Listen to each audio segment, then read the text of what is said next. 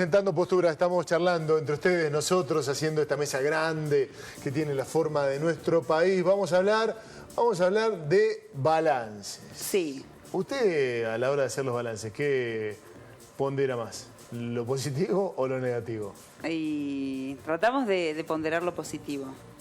A veces, bueno, trato de no caer en un positivismo ingenuo que me lleve, Por un pozo depresivo. Por un pozo depresivo, claro. Para evitar el pozo depresivo, a veces uno cae en un positivismo ingenuo Sí. que también le pinta un panorama que no es.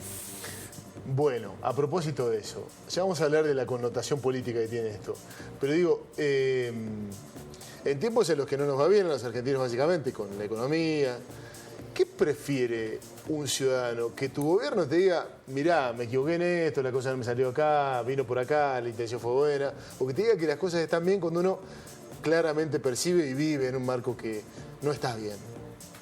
Creo que a quienes analizamos la política o quizás estamos un poquito más informados de algunas cuestiones, nos gustaría que nos digan la verdad.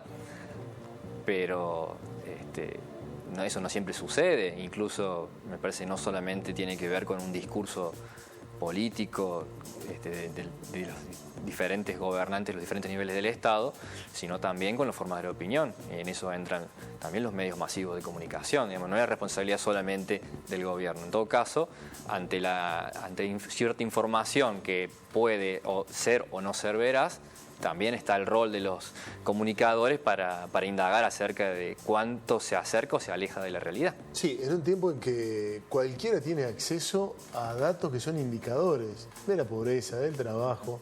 Pero bueno, el gobierno ha hecho su balance. ¿Y qué dice, Marina? Bueno, han presentado un informe entre la Jefatura de Gabinete y el Ministerio de Hacienda de la Nación, que es como un resumen sobre la economía de la gestión Mauricio Macri. Son los 8 puntos de la economía que sintetizan la herencia de Macri según el gobierno.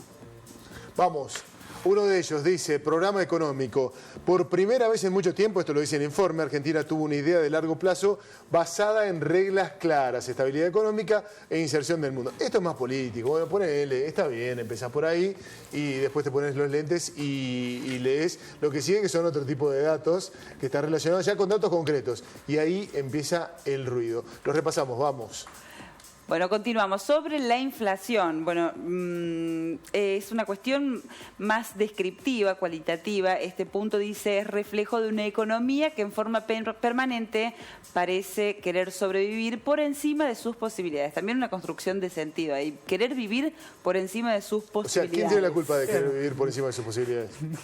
¿Cuáles son las posibilidades? ¿Quién define? Claro, o sea, digamos, está mal querer vivir mejor, digamos. Eso es lo que o sea, vos te vas a las sierras en Tandil de vacaciones y no, de golpe no podés. No, vos no podés hacer eso. Más lejos no. No, tenés que Más quedarte lejos acá. No. Vamos a la situación fiscal, Marina. Bueno, en estos años redujimos la presión tributaria por 3,1 puntos del PBI y hoy está en 28% aproximadamente, al menor valor desde 2011. Bueno, acá hay una cuestión de parcialidad también, y esto es por buscarle, ¿no?, la quinta pata y salir a cuestionar lo que publica el gobierno. El impuesto a las ganancias, promesa de campaña.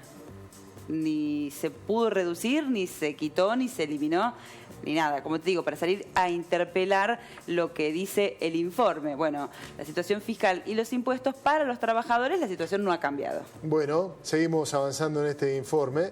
Que bueno, si vos ves en un documento hecho por el Gobierno Nacional de Mauricio Macri, un capítulo que se llama Sobre la deuda, decís, bueno, acá debe haber un mea culpa. ¿Y qué dice? Bueno, relación con el PBI, vencimientos, bueno, no, también una cuestión más descriptiva, explicativa. Dice, tuvimos que pedir prestado porque heredamos un déficit enorme y porque habían quedado muchas cuentas sin pagar, por ejemplo, los holdouts. Continúa el documento. Ha crecido en un 50% en la gestión de Mauricio Macri el endeudamiento.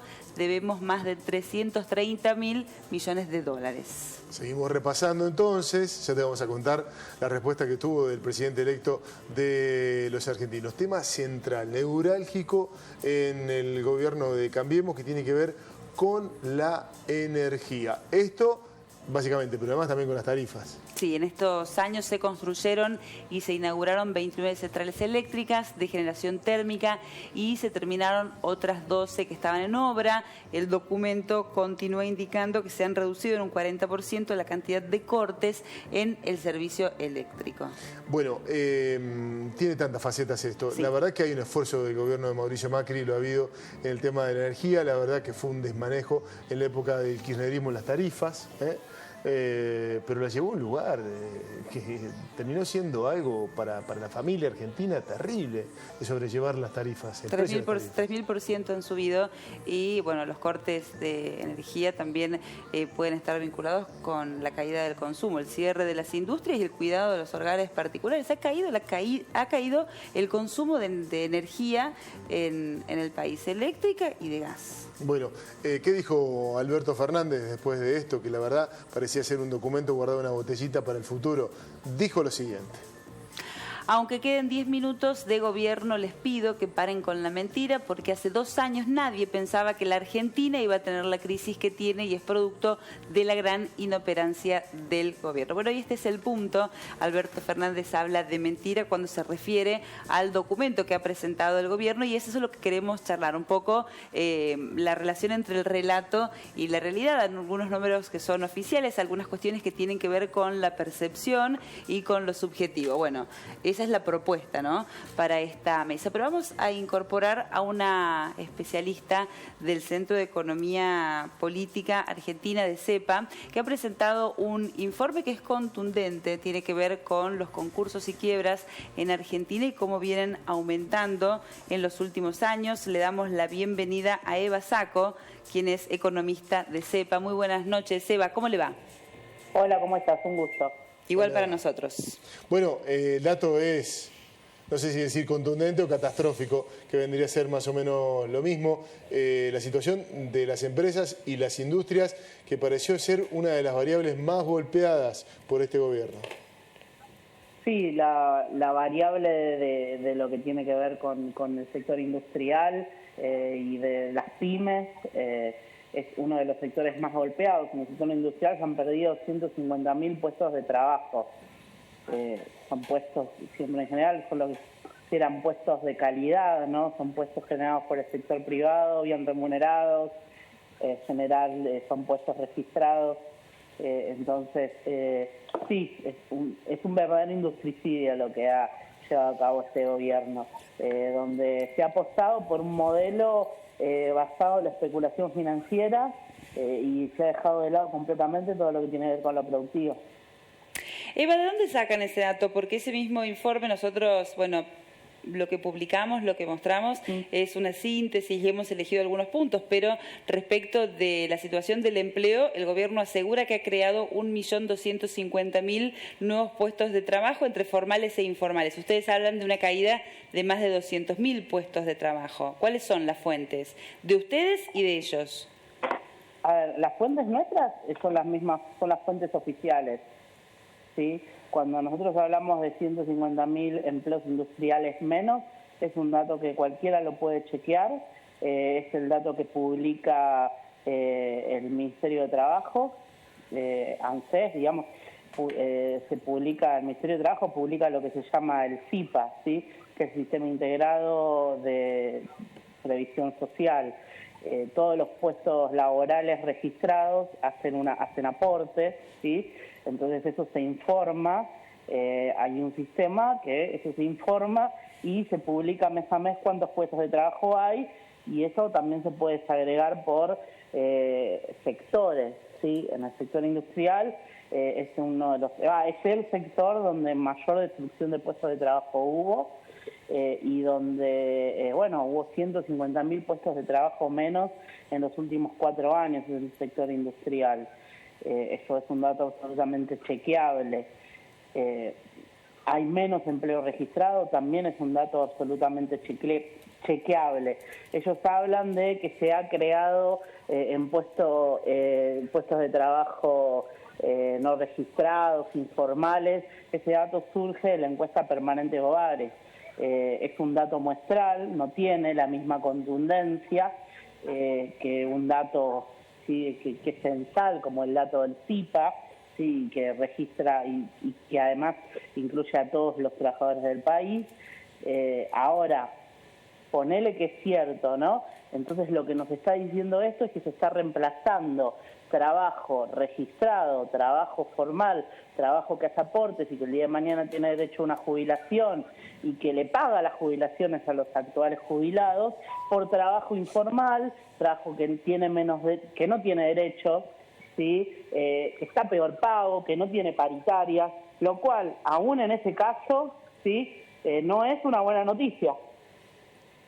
Claro, yo te quería consultar, por ejemplo, bueno, Arcor, que es una de las productoras de caramelos duros más importantes que hay en el mundo entero, y siempre tuvieron una vocación afín a este gobierno, y terminan siendo los industriales los primeros en darle la espalda de manera contundente. De hecho, ocurrió con Macri cuando vino a la provincia de Córdoba. O sea, entendemos lo de la cadena de consumo, entendemos lo de las tarifas. ¿Qué pasó con el modelo? ¿Qué fue lo que falló con eso? Que nunca logró ningún desarrollo. ¿Les interesó? ¿Nunca les interesó? A ver, yo creo que hay dos miradas distintas, ¿no? Una decir, bueno, esto fue todo absolutamente lucubrado y ellos querían llegar a ese resultado. Y otro es, bueno, en realidad yo soy más partidaria, no creo en los grandes,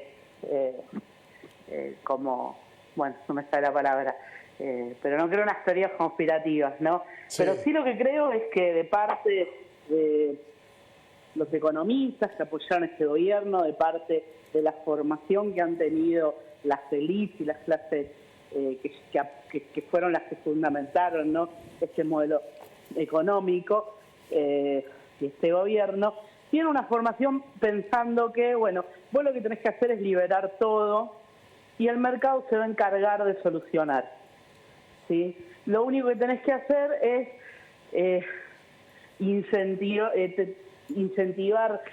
al sector privado poniendo reglas de juego favorables, ¿sí? Por eso ellos hicieron tanto hincapié en el tema de la reforma laboral, que finalmente no salió, pero era uno de los puntos pendientes, en el ajuste fiscal, ¿sí?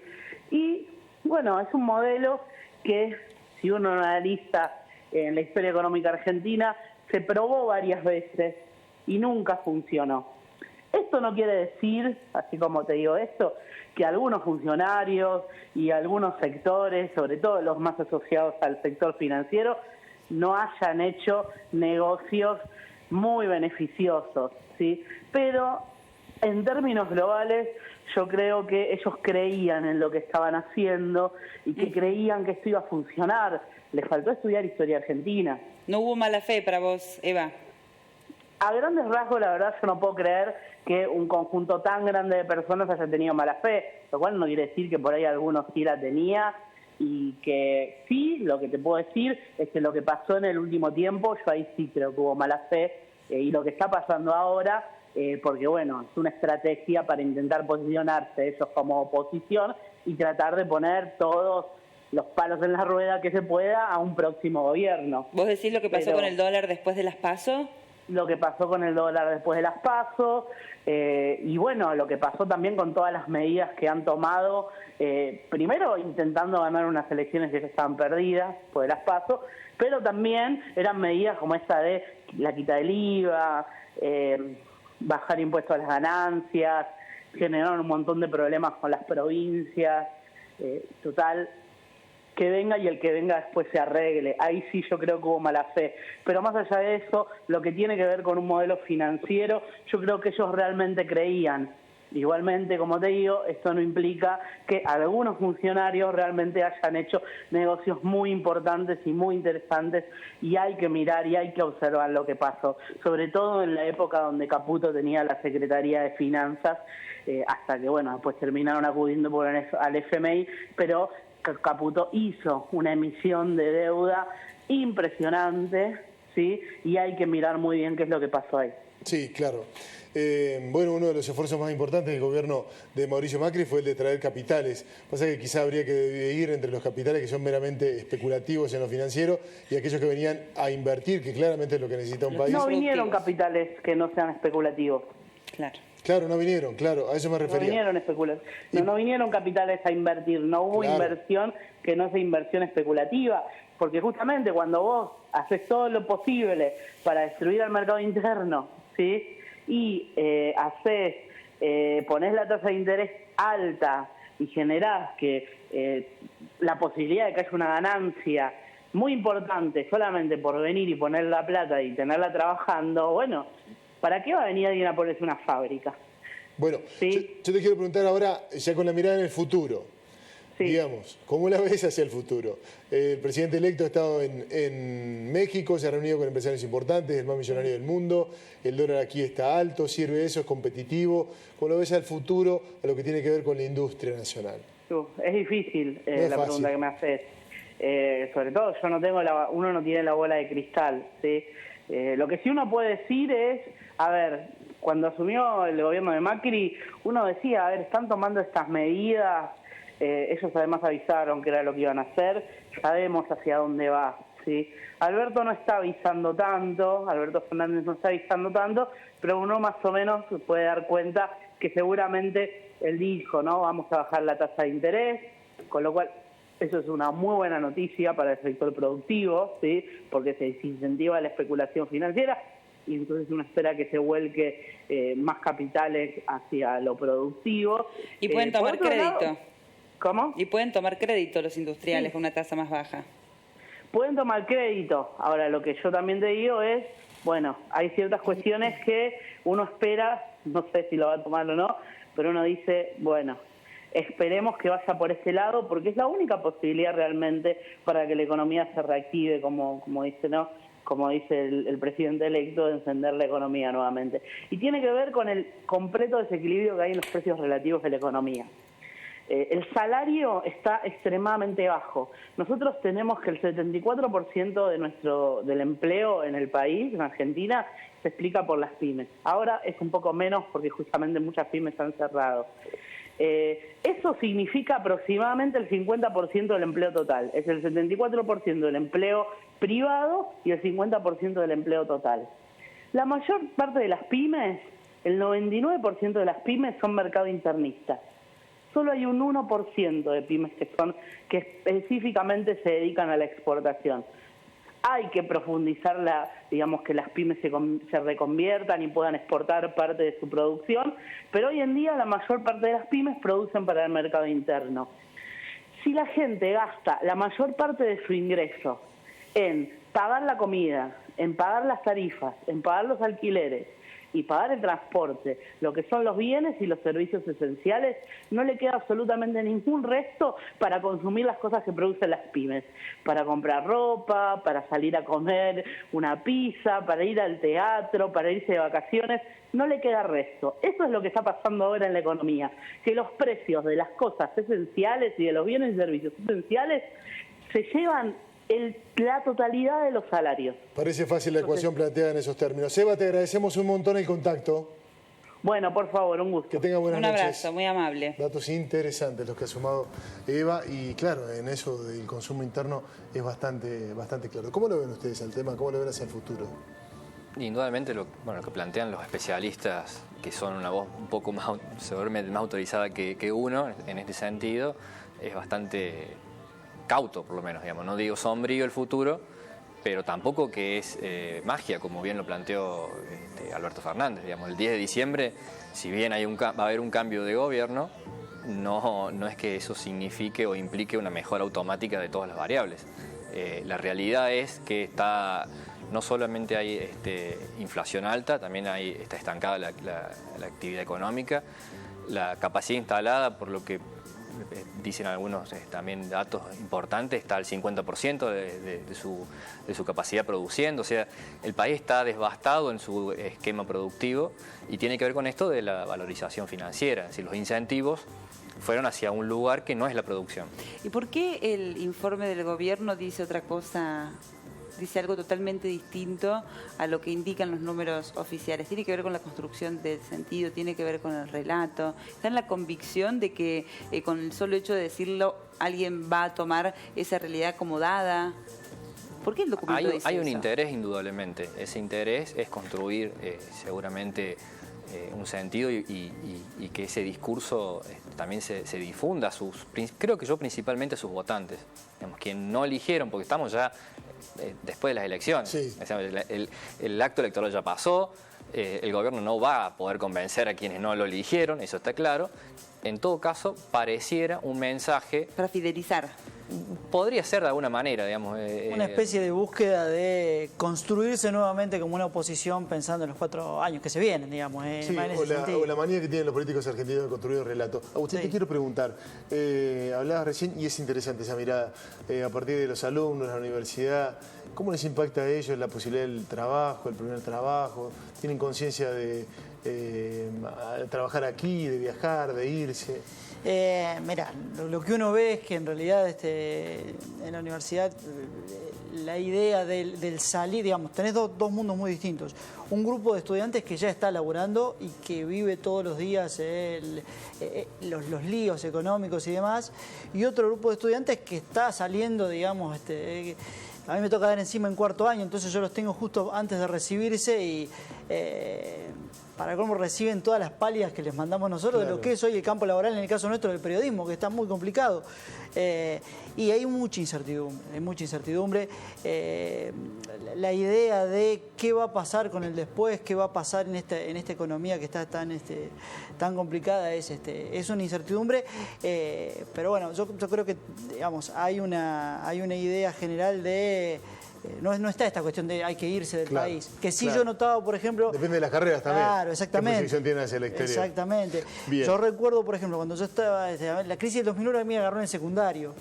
Y en ese momento el discurso de irse afuera era mucho más notorio del que hoy escucha en la universidad. Me parece que no está entre las posibilidades de irse afuera. Además, sí creo que hay obviamente mucha incertidumbre en el caso de los que todavía no salieron a trabajar, insertarse en ese mercado laboral. Y los que estamos hablando de trabajos, obviamente, en muchos casos precarizados, los estudiantes que pueden tener trabajo hoy. Agustín, Andrés, gracias por venir, han sido tan amables, gracias por sumarse a la charla. Gracias a la gente que nos ha mandado muchos mensajes. Mirá, nos dice por aquí Gustavo, que no nos olvidemos de que hoy es el Día de los Aviadores y el Día de la Aviación Civil Argentina. Un abrazo, Gustavo, gracias por seguirnos y lo vamos a recordar, claro que sí. Nosotros nos vamos volando. Sí, bueno, qué gracioso que se vino. Nos vamos, nos despedimos. Gracias por la compañía, hasta mañana. Chao, hasta mañana.